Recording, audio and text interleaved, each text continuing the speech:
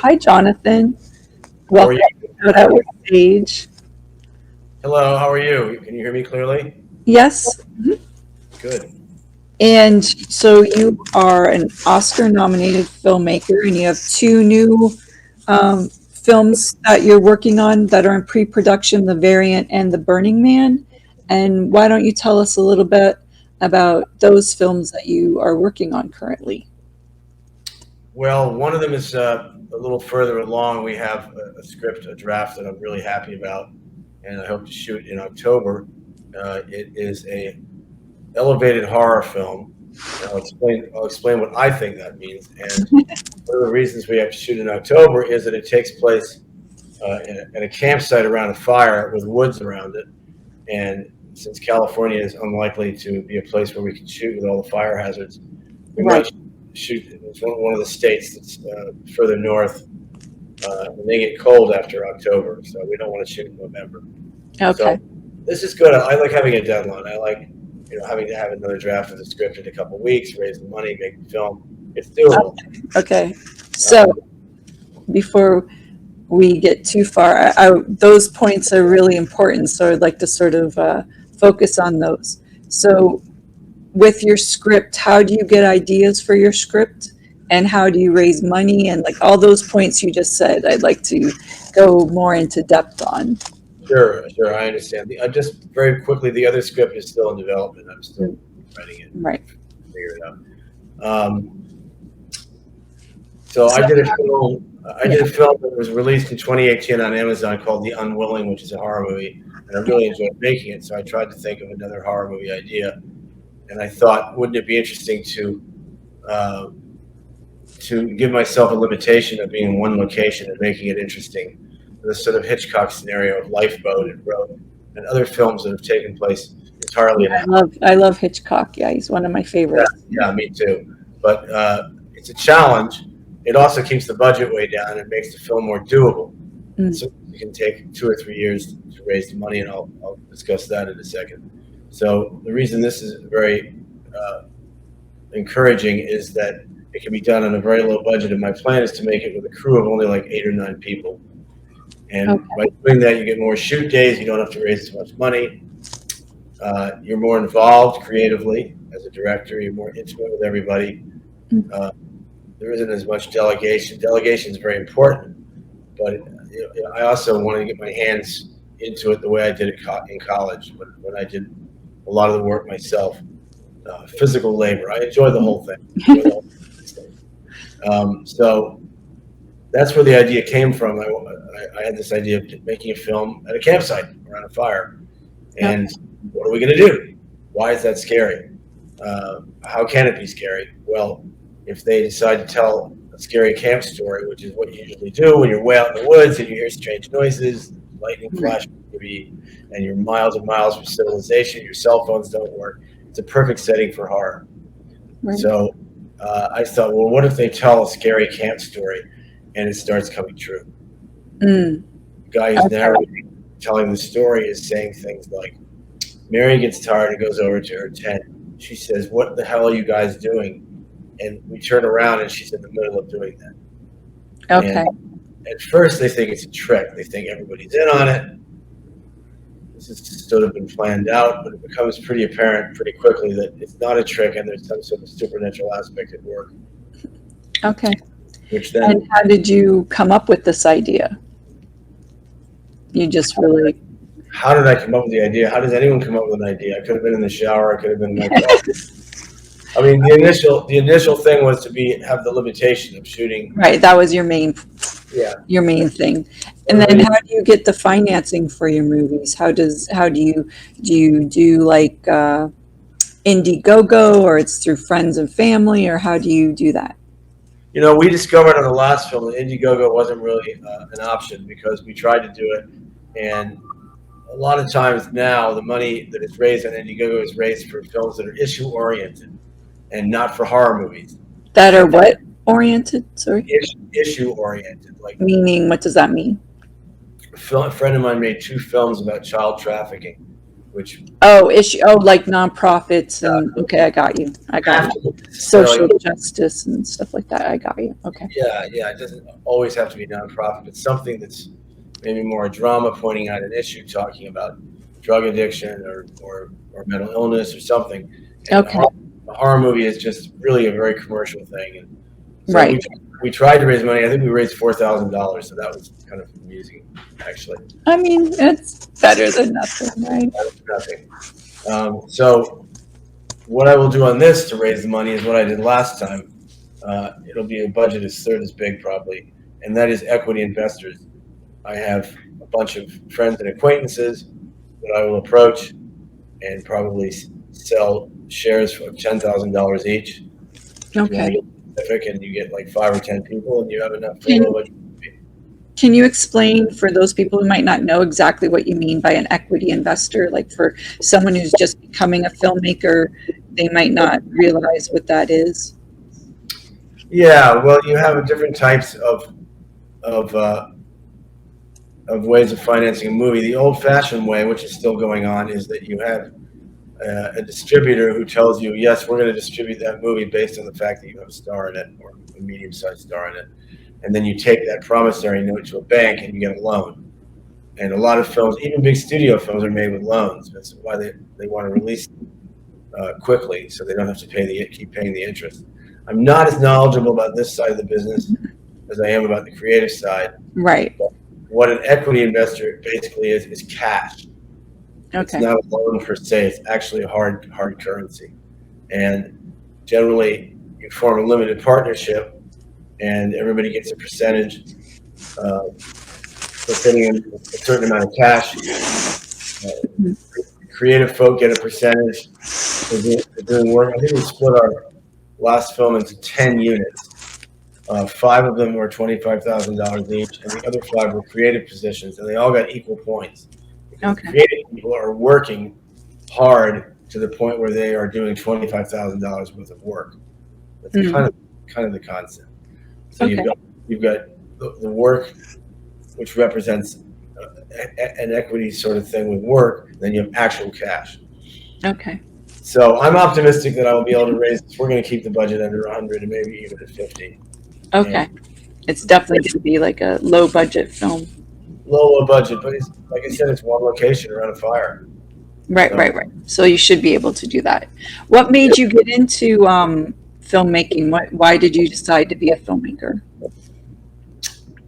Well, it started when I was 14. Mm-hmm. And I think I was a young kid who couldn't really find much of an identity in junior high and high school. And somebody one day suggested, why don't we shoot something on Super 8 film?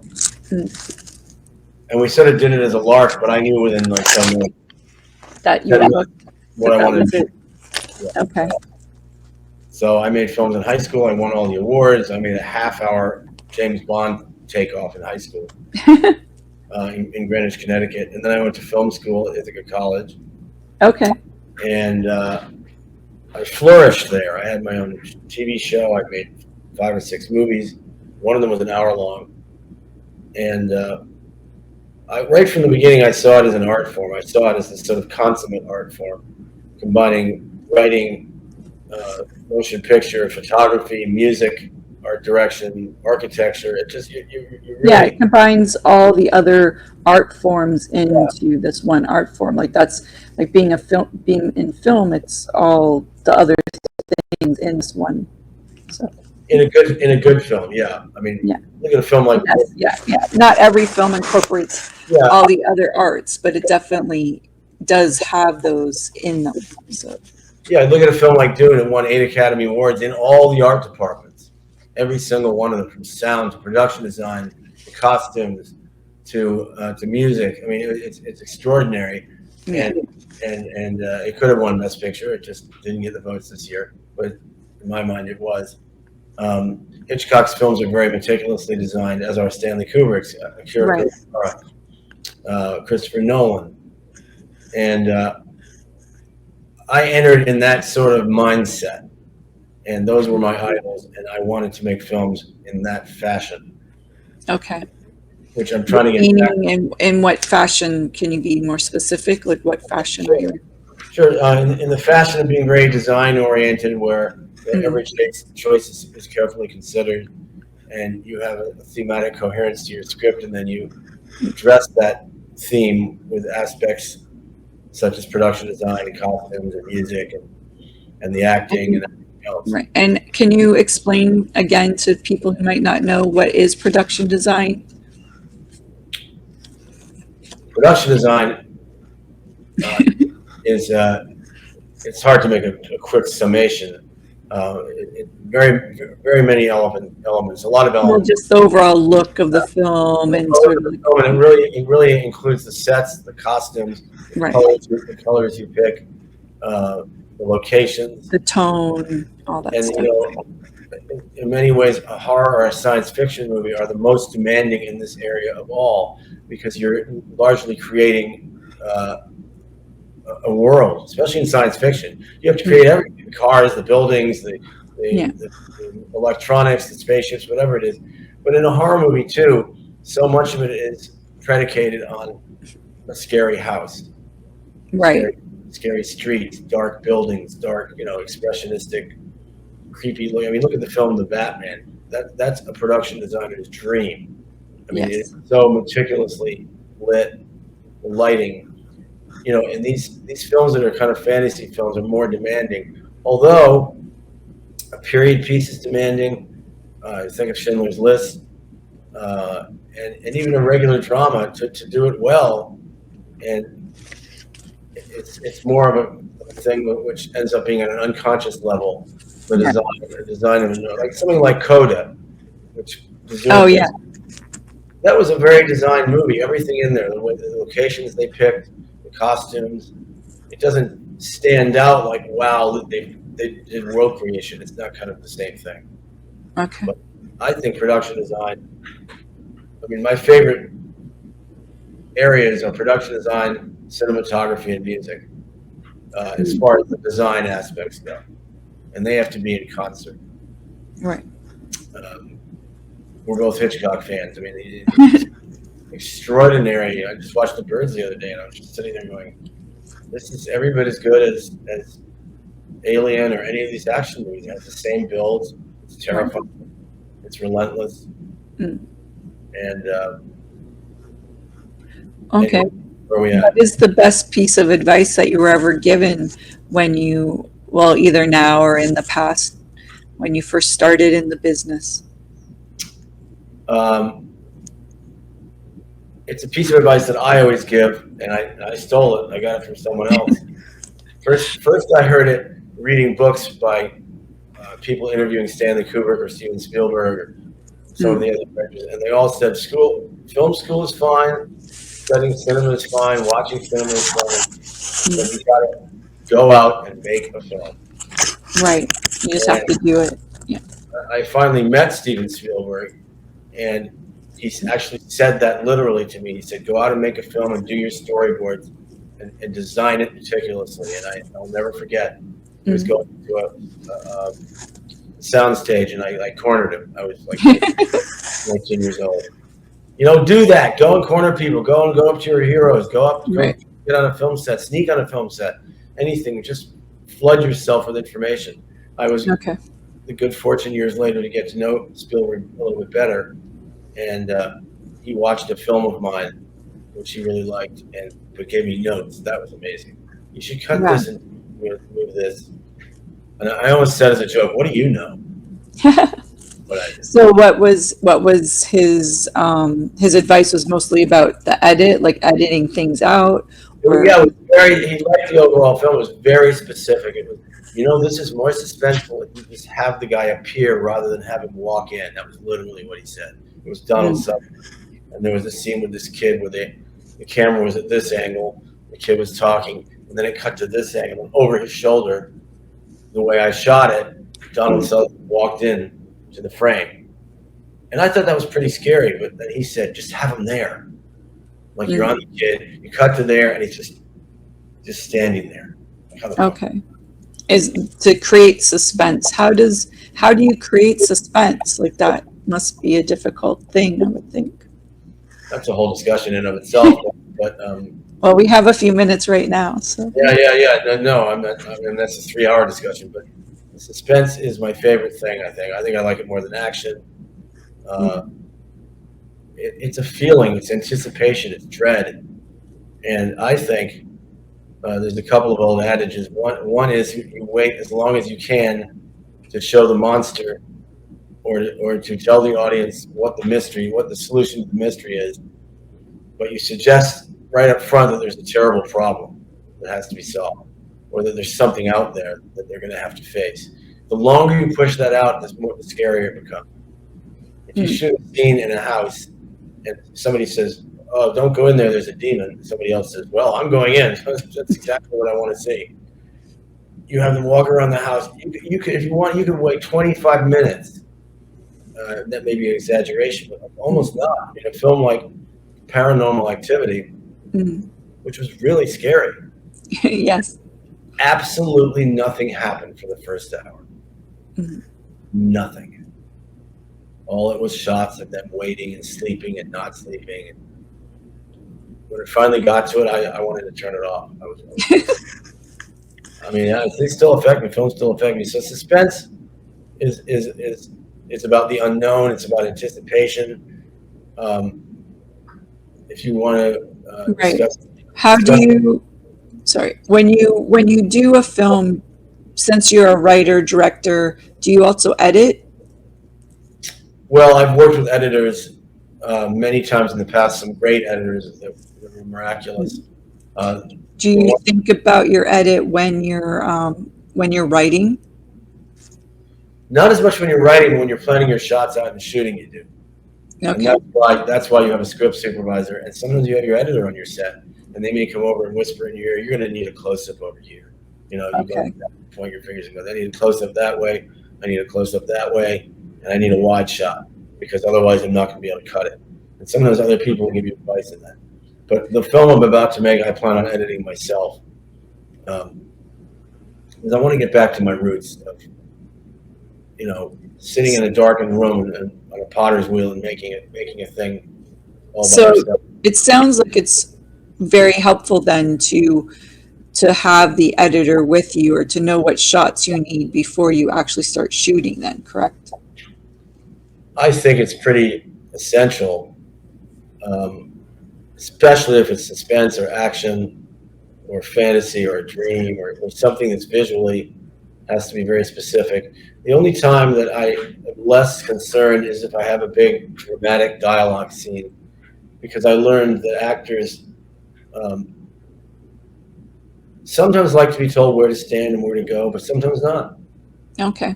Sometimes they get up and they have the script in their hand, and you're doing the blocking at the beginning of the day, and the actor will go, "I'm going to sit down when I say this.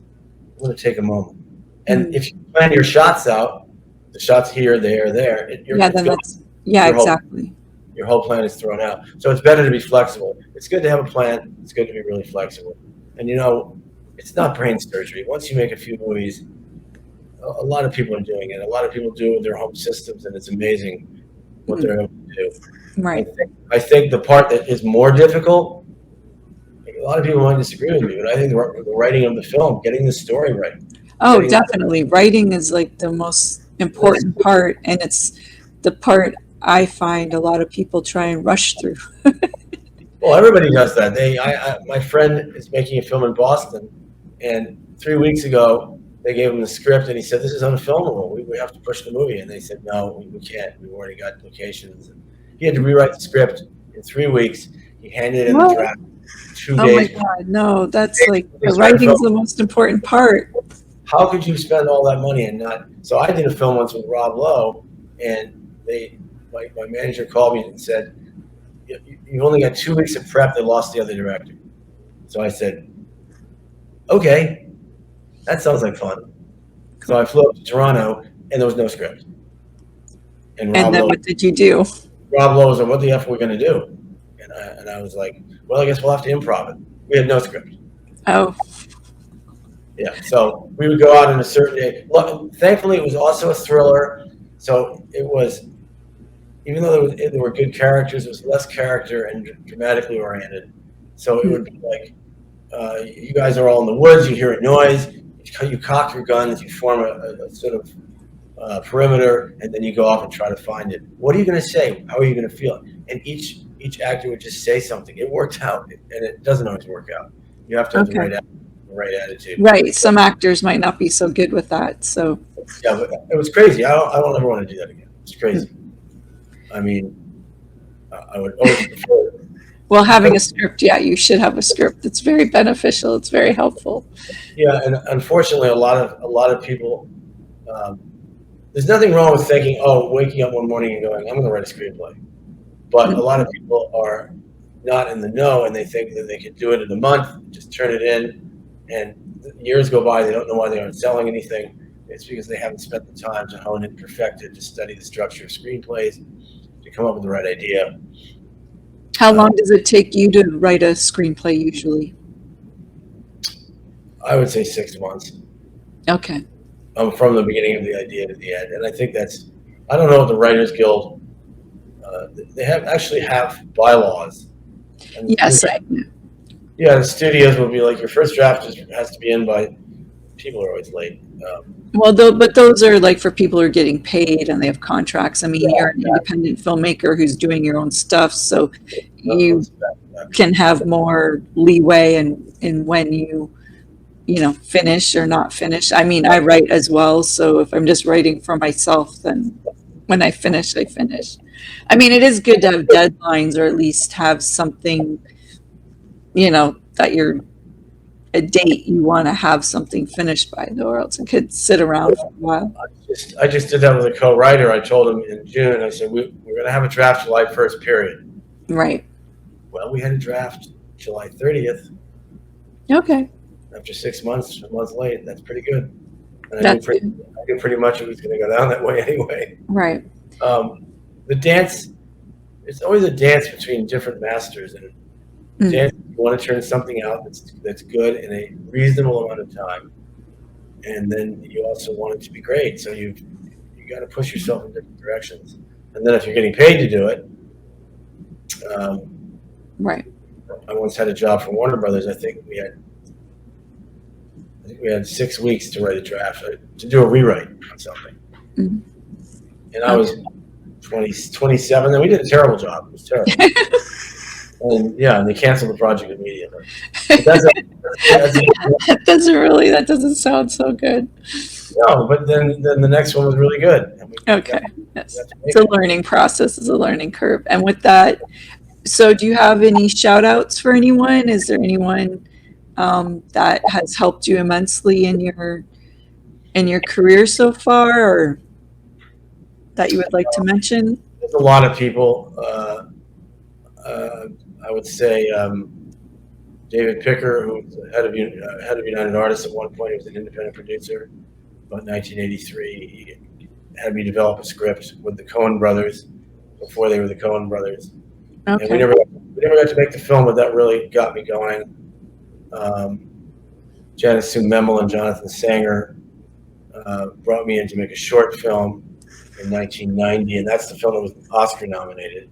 Mm. And they were really supportive and really stood by me. These were in the very beginning of everything. And I want to shout out to my actors. I've been so damn lucky. Donald Sutherland, Amy Irving, Stephen Baldwin, Rob Lowe, Tom Skerritt, David Lipper, Dina Meyer, Lance Hendrickson. Some of these names people aren't as familiar with, but they bring a gift. I mean, I did some improv work when I was younger, and I did a lot of comedy stuff. And actors bring a gift to you. They come with presents. Right. The set, and you have a certain idea of how a scene's going to play, and it comes alive, and you go, "Oh, I would never have thought of that." Wow. And it's magical. It is. Right. And I've been around a long time. Everyone has that chemistry, and it all gets together. Yeah, it can be a very magical time. So. It still amazes me that you can go out and do this artificial thing, drive a car by and have somebody in it yelling, point of view shot, and somebody's in the street, and cut it all together, and you're even the filmmaker, and you go, "Whoa, that's really violent," and it works. It's like this magic. Right. There's magic in all the art forms. Composer composes something and then has it played by an orchestra and he cries. And Right. there's one composer of Hitchcock's, Bernard Herrmann, and Hitchcock said to him, "That's the most beautiful thing I ever heard." And he said, "I don't remember writing it." Oh, wow. I don't remember writing it. That's And one with, of my and favorite. with that, I would like to thank you for being here today.